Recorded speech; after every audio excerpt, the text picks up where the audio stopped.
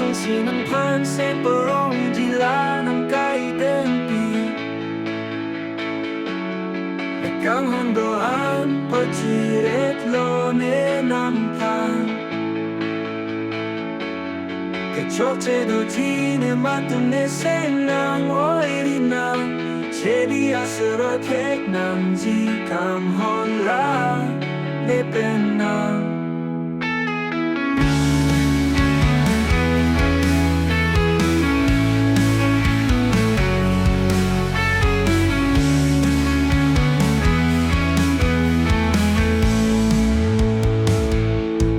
ethak manai atur asonsi sengve aklong chepaklar nangji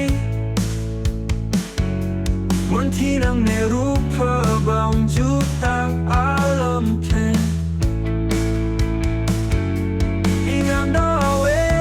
chechinine nangphan lasi chedon seroi nangji alamthe isi joy melon seng kachinghon seng ethak kaidengpi jutap nangji nangphan seng chechokche nangji alamthe isi joy melon seng kachinghon seng ethak kaidengpi jutap nangji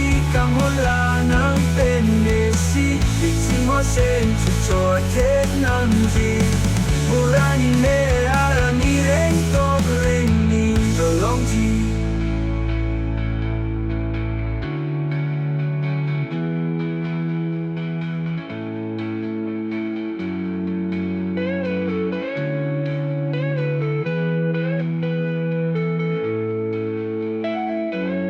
alamthe isi joy melon seng kachinghon seng ethak kaidengpi jutap nangji nangphan